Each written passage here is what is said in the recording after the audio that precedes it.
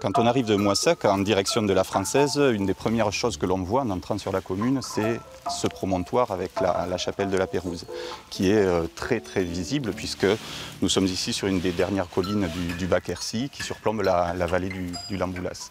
C'est une chapelle qui a été créée entre 1877 et 1879, donc elle a une histoire relativement récente, en tout cas en ce qui concerne l'édifice actuel. Notre-Dame de la Pérouse intrigue. Son architecture romano-byzantine est unique en Tarn-et-Garonne. Mais au XIXe, il existe un véritable engouement pour ce style que l'on retrouve notamment à Montmartre. L'histoire de l'église est intimement liée au culte marial. Le monument est valorisé aujourd'hui grâce à une association.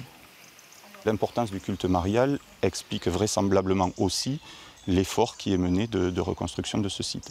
Et tout ça dans un contexte d'ailleurs de reconquête catholique au XIXe siècle. Donc, quand on regarde ce bâtiment dont la coupole culmine à 23 mètres de hauteur, et c'est ce que nous disions, il s'agit d'un bâtiment très très visible qui marque le retour ou qui exprime la volonté de l'Église catholique de reconquérir les âmes et de reconquérir l'espace.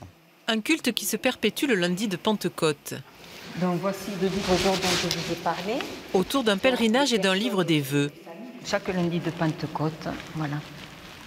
Les personnes se font inscrire et elles renouvellent leurs vœux, hein, les familles tant qu'elles sont.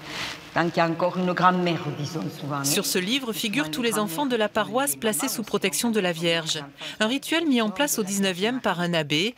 Mathilde a fait partie de ces enfants. L'inscription se faisait à l'extérieur de l'église. Il y avait une personne de l'autre côté de cette petite lucarne. Ça nous faisait plaisir, quoi. On était voués, donnés à Marie, voilà. Dès le XIXe, ces aumônes ont servi à entretenir l'édifice. Depuis 1990, c'est l'association des Amis de la Pérouse qui prend soin de l'église. Les portes, les statues, les peintures et même les chaises. Parfois, des travaux plus importants sont réalisés grâce à la mobilisation de la centaine de sociétaires. Le toit de la coupole, il y a eu un gros orage en 2007. Il y a eu de gros dégâts. La charpente avait besoin d'être changée. Et nous, en partenariat avec la municipalité, on a participé à 35 000 €. Notre-Dame de la Pérouse est inscrite au monument historique depuis 1992. Du haut de son promontoire, sa silhouette et son histoire font la fierté des habitants de la Française.